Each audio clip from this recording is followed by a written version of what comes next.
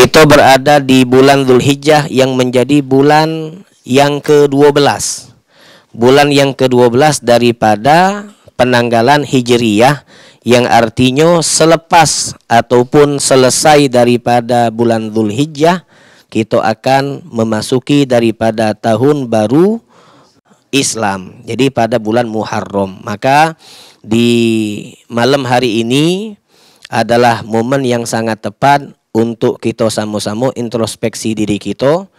Apa yang telah kita perbuat selama 1 tahun belakang, yang kita lakukan, apakah banyak yang bermanfaat, yang mendatangkan kebaikan untuk kehidupan dunia dan akhirat, atau sebaliknya banyak justru yang mendatangkan keburukan untuk kita.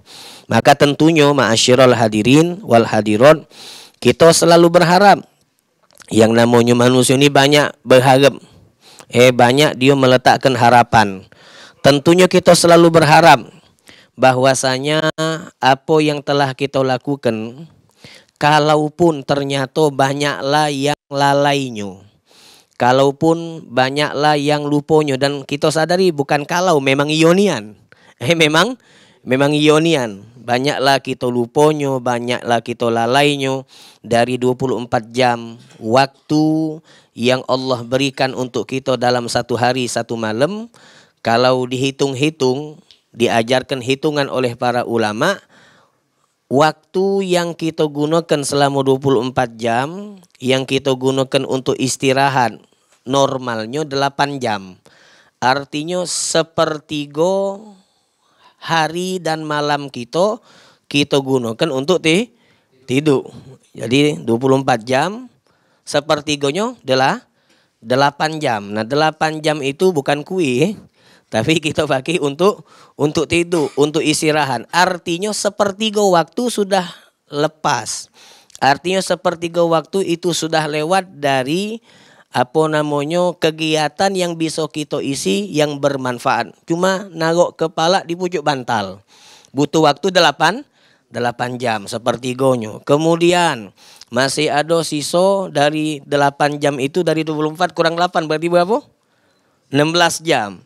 16 jam yang kita pakai untuk sholat dalam 1 hari 1 malam. Sholat wajib 5 waktu. Satu sholat anggaplah kita pakai 10 menit. 10 kali anggap deh. Kita anggap sama wuduknya itu. Sama wuduknya. Tidak ngambil kok. Anggap 10 menit. 10 dikali 5 lah 50. Anggaplah sejam lah. 60 menit. Jadi 8 jam untuk tidur. Berkurang dari 16 jam itu, 1 jam kita pakai untuk ibadah sholat wajib 5 waktu. Masih ada sisa 15 jam. Banyak 15 jam tuh. Ini masih pacak ngawek kui 8 jam lagi sih kok. 15 jam. Nah 15 jam itulah tempat kita begawi. Itulah tempat kita beraktivitas. Dan kalau kita hitung-hitung, ternyata waktu yang kita persiapkan, yang kita persembahkan untuk murni ibadah kepada Allah Subhanahu wa ta'ala, itu tidak sebanding dengan waktu yang kita gunakan untuk selain Allah. Nah, normalnya gitu, begawi masuk jam 8. Normal, hitungan normal. Balik masuk jam 8, balik jam 4 atau jam 5? Ada nih yang normalnya nih. Jam 4 8 sampai jam 4 berapa jam itu? 8 jam. 8 jam. Nah, itu 8 jam. Apa artinya 8 jam dipakai untuk tidur, 8 jam dipakai untuk begawi urusan dunia. 1 jam untuk sholat. Nah, sisanya itulah yang kita mandi, yang kita pakai untuk makan dan lain-lain sebagainya. Nah, dari sinilah ulama ngajarkan, semisal Imam Ghazali, ternyata kalau kita sadari, kalau memang 8 jam kita pakai untuk tidur, kalau umur kita 60 tahun, artinya sepertiga umur kita pakai untuk tidur, 20 tahun. Jadi dari 60 tahun, 20 tahun itu untuk tidur. Kemudian 20 tahun untuk begawi. Jadi banyak nian. Kemudian itu kalau umur kita 60 tahun. 20 tahun untuk tidur, 20 tahun untuk begawi, kemudian sisanya 20 tahun. 20 tahun ini ngalami masa kanak-kanak dulu. 15 tahun anggaplah 1 sampai 15 itu masa kita belum dianggap masa, itu kan? Belum dianggap masa. Jadi belum dihitung. Maka dikurang 15 sisa 5 tahun. Nah, 5 tahun inilah.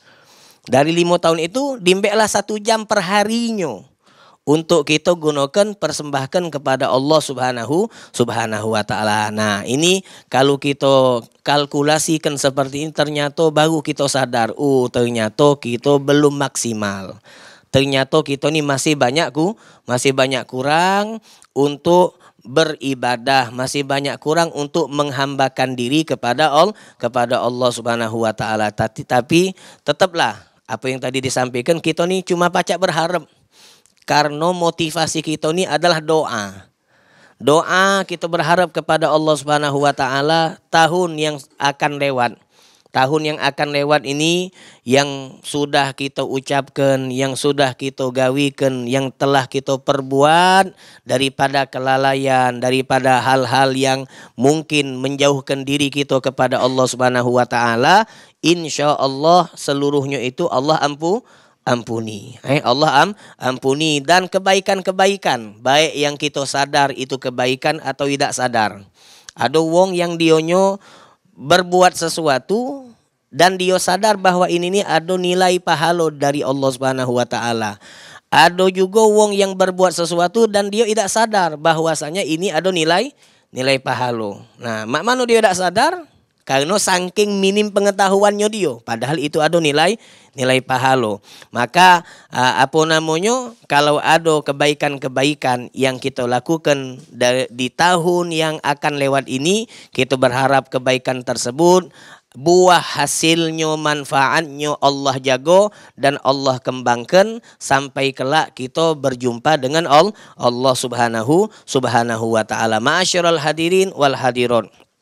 Nah, setelah kita introspeksi, maka kita menatap tahun yang akan datang. Katanya ulama, wong itu terbagi menjadi 3. Ada yang robeh, ada yang khosir, ada yang halik. Ini bahasa Arab. Pertama robeh. Robeh itu beruntung. Kemudian yang kedua khosir. Khosir itu lawannya wong yang beruntung, yaitu merugi. Kemudian yang ketiga adalah halik. Halik itu wong yang celaka. Siapa yang dianggap sebagai wong yang beruntung adalah man kana yaumuh khairon min amsih.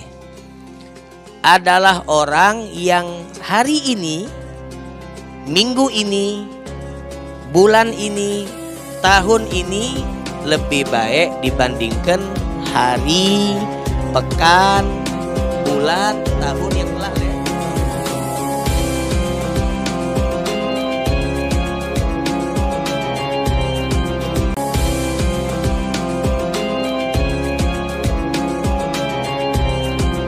Nah, jadi apa namanya? Ini yang namanya robeh yang beruntung, yaitu dionyo, pribadinya, kedekatan dia dengan Allah itu lebih baik hari ini, pekan ini, bulan ini, tahun ini dibandingkan yang kemarin.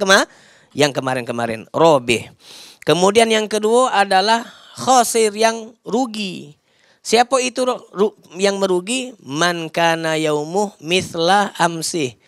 Yang mana hari ini, pekan ini, bulan ini, tahun ini sama baik dengan yang kemarin. Atau bahasa Palembangnya itu apa, di bahasa Palembangnya sama baik? Mak lamu. Bukan mak baru. Mak lamu tulah. Tidak berubah. Mak lamu tulah. Keadaannya stabil. Kalau kita punya usaha stabil, maka perlu direnungkan. Karena stabil dalam usaha itu ada ruginya. Rugi dalam sisi tenaga yang kita buang. Penghasilan stabil, flat.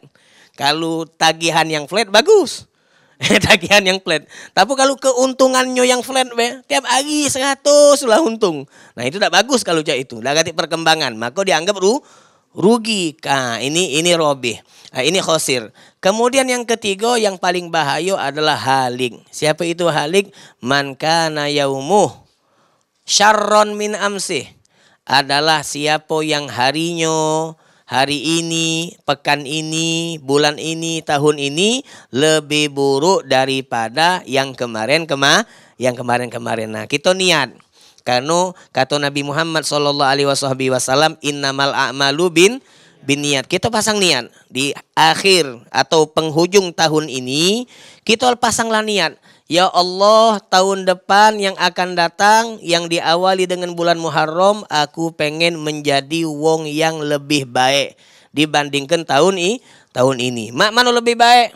Yo, aku pengen menjadi orang yang lebih bermanfaat, yang lebih banyak menggunakan waktu untuk kebaikan, untuk ibadah kepada Allah Subhanahu wa taala. Nah, di sinilah ada peranan niat.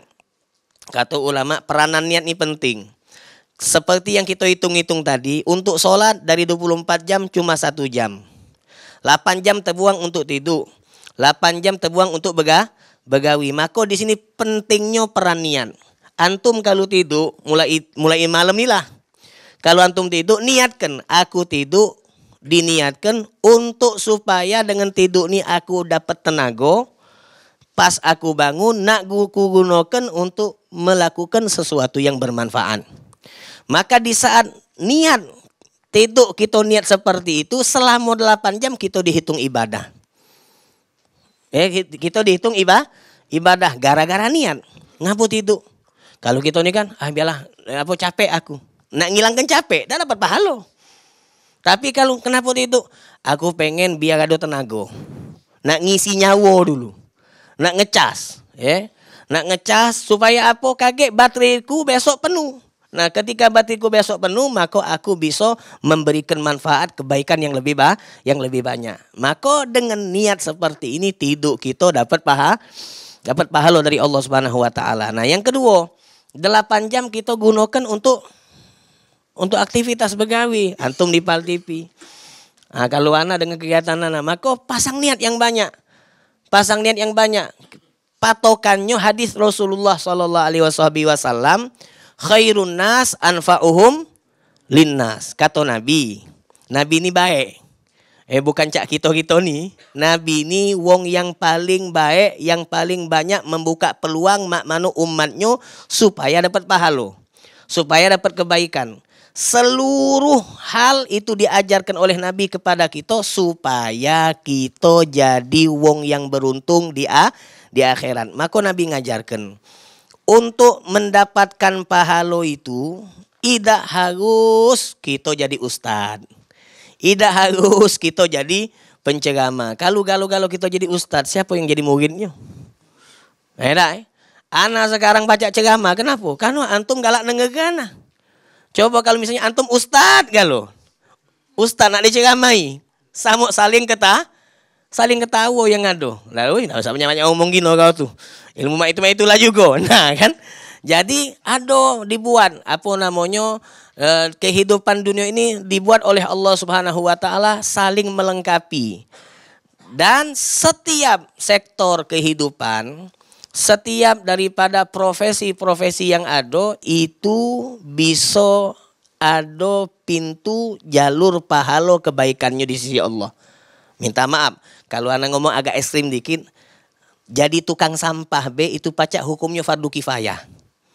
Bukan sunnah tapi fardu kifayah. Fardu kifayah itu apa dia? Kalau dak kate satu tempat komunitas itu yang menjadi tukang sampah, maka galo-galonya berdosa. Nah itu. Jadi tukang sampah pacak fardu kifayah. Apalagi kalau kita nak bahas dokter. Misalnya dalam sepalembang atau tidak usahlah sekelurahan, ini kelurahan apa? Lorok Pajo. Sekelurahan Lorok Pajo. Dak kate dari sini satu dokter. Yang ketika masyarakat yang tinggal di Lorok Pajo ini sakit, dak kate tempat untuk mereka berobat, maka selorok Pajo ini berdosa. Gara-gara meninggalkan kewajiban mengisi satu sektor, yaitu sektor kesehatan. Nah ini Jangankan kesehatan, sekali bertukang sampah be fardu kifayah. Nah antum yang ada di dunia apa? Antum nyebutnya dunia apa? Apa dunia apa? Penyiaran, apa lagi? Dunia apa lagi? Media tak? Media ya? Media entertain dan kawan-kawannya. Nah, ini apakah ada bisa kita olah sehingga dengan olahan kita tadi itu pacak mendatangkan keuntungan bukan hanya dunia tapi akhirat. Maka ternyata kita punya nabi ini luar biasa. Tinggal makmano pengetahuan dan kedekatan kita terhadap edukasi yang diberikan oleh Nabi Muhammad SAW. Nabi ngomong, kata Nabi, khairun nas, sebaik-baiknya manusia, anfa'uhum linnas, adalah orang yang paling memberikan manfaat kepada sesama manusia.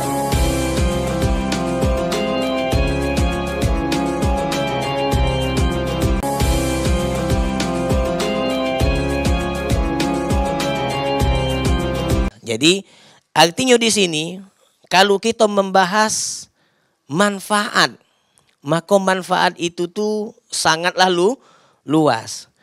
Ilmu bermanfaat. Kemudian membersihkan tempat yang kotor itu manfaat. Ada yang sakit diberikan bantuan ataupun penyuluhan dan lain sebagainya. Akhirnya dia terbantu sehat, itu manfaat. Antum yang ada di Pal TV, keluarga besar Pal TV, maka di saat misal contoh antum ada meliput, antum ada satu event yang antum liput dan lain sebagainya, kemudian setelah diliput kan ada bagiannya masing-masing, ada yang turun ke lapangan untuk meliput, kemudian berita itu diedit, ada tukang editnya, kemudian setelah diedit macam-macam baru ditayangkan. Nah ini kalau antum niatkan untuk khairun nas anfa'uhum linnas, kalau wong Palembang ndak kati berita, tidak mendapatkan informasi dari apa yang terjadi di kota Palembang, maka bisa jadi repot. Gara-gara ada informasi maka mereka bisa bersiap atau menjadi bahan mereka untuk lebih hati-hati. Misal contoh ada kejadian di sana diliput oleh kita. Kalau bahasa yang wong yang galak di IG itu kan min. Nah kan gara-gara ada akun khusus kan, ada akun di viral ke jalan yang bowo jadi licin. Nah, gara-gara viral itu memberikan balik niatnya. Balik kalau dia min nah ini masya Allah jalan kebogoknya min kan. Oh lapor kepada ini bapak ini kan. Hanya diviral ke. Nah tergantung niat dia. Kalau niat dia untuk menjadi ladang dia nyagi duit, cuma itu ya cuma itu yang dia dapat. Tapi kalau dia niatkan, kesian, wong daerah ini yang yang butuh dari cara mengadu. Akhirnya ku adu ke hal ini, akhirnya mereka dapat jalan akses yang baik, maka dia dapat pahala. Nah, kemudian dan lain sebagainya daripada konten-konten yang antum bikin, baik itu buat yang nangkep nih, gerebek itu kan bermanfaat. Apalagi kalau kita yang hari Jumat cawisan, berita itu galau-galau manfaat. Cuma tadi tuh tinggal kita pasang niat.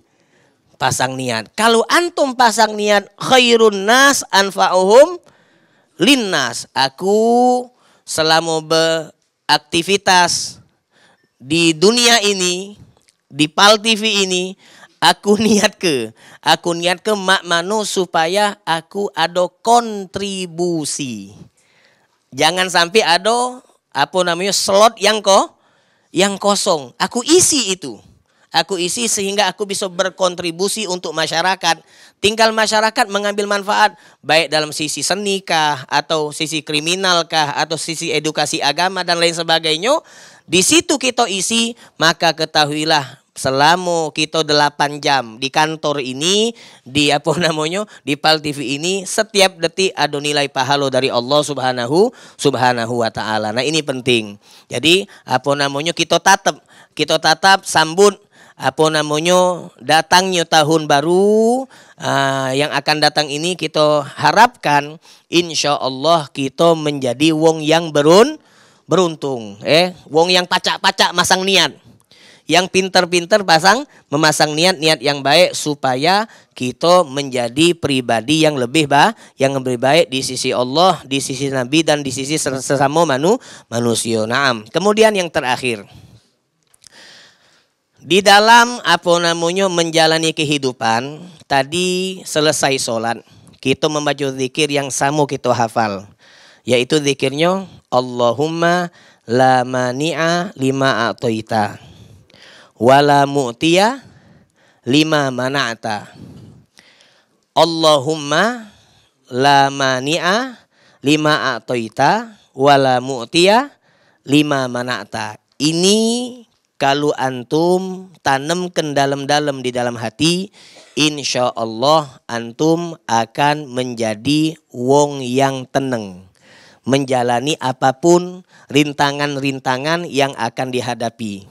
Yang namanya hidup ini tak bakal mulus-mulus bae, mustahil. Wong yang paling banyak dapat ujian itu adalah wong yang paling dekat dengan Allah. Coba antum bayangkan, yang paling dekat dengan Allah justru mereka wong yang paling banyak dapat ujian. Nabi Muhammad kita tahu yang paling dekat dengan Allah. Dan nyatonya, kalau mungkin mindsetnya kita, selama wong tu dekat dengan Allah pasti hidupnya lancar luncur. Pasti hidupnya tak katik musibah, tak katik rintangan. Jawabannya kata siapa? Justru terbalik. Wong yang paling dekat dengan Allah justru beliaulah yang paling banyak mendapat ujian rintangan dari Allah Subhanahu wa taala selama di dunia. Nah, ini rahasia Allah. Nah, lalu kita mengatakan, kalau yang dekat dapat ujian, bahkan paling banyak ujiannya, kita lalu nak berharap supaya jalan kita kehidupan ini lancar luncur dak kati. Mau uji kata orang tu roda kehidupan ini berputar. Kadang kita di pucuk anggon, kadang kita di bawah benyek. Kalau di pucuk anggon gitu. Nah, lagi di pucuk. Tapi begitu kita di bawah benyek.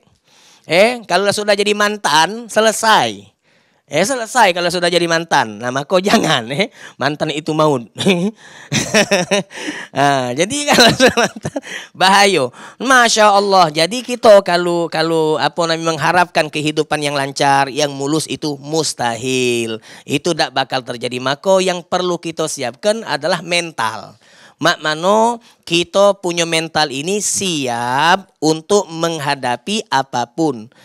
Manis ataupun pahit, kita siap untuk menyikapinya dengan sikap yang diridhoi, yang diajarkan oleh syariat. Maka Nabi Muhammad ngajarkan kita sikap doa. Yang mana doa itu sebenarnya adalah keyakinan yang perlu untuk kita tanamkan dalam hati kita yang paling dalam. Allahumma la mani'a lima a'taita.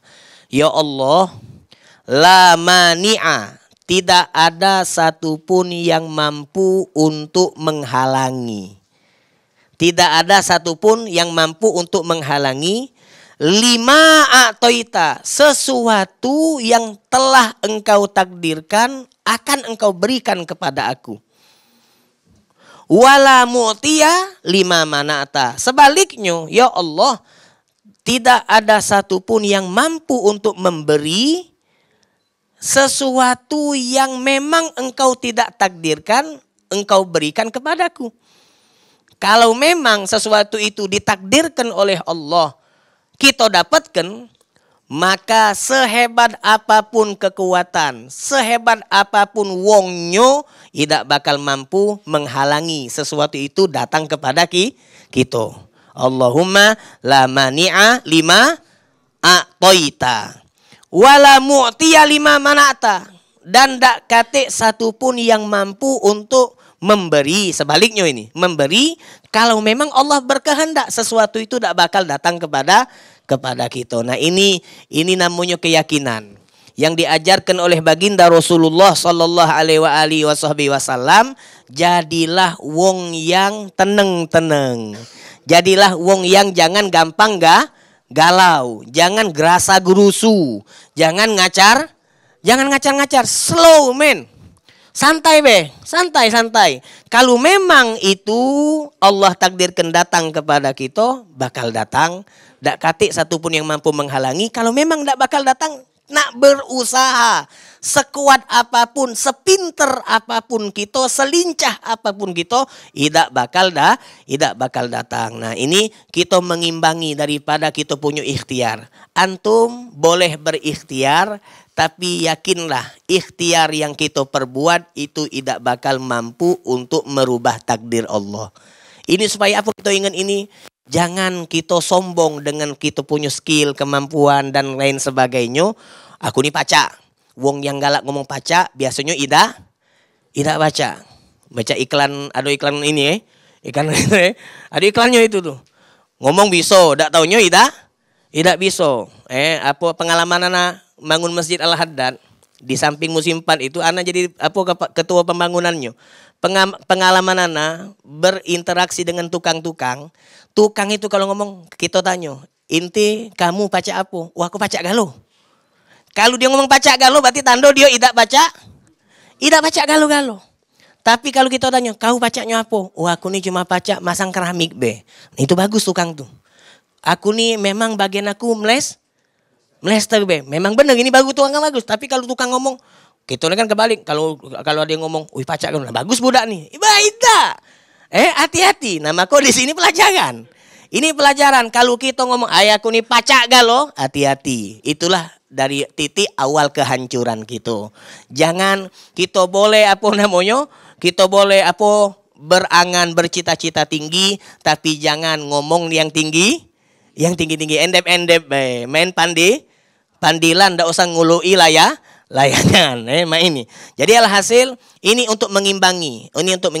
Kita diajarkan oleh Rasulullah untuk beraktivitas, untuk berusaha, untuk mengais rezeki dan lain sebagainya. Silahkan, dan itu memang sunnatullah dan itu ada unsur ibadahnya. Tapi ingat, ada keyakinan yang tidak boleh kita lampaui batasannya, yaitu apa yang Allah takdirkan untuk kita pasti datang.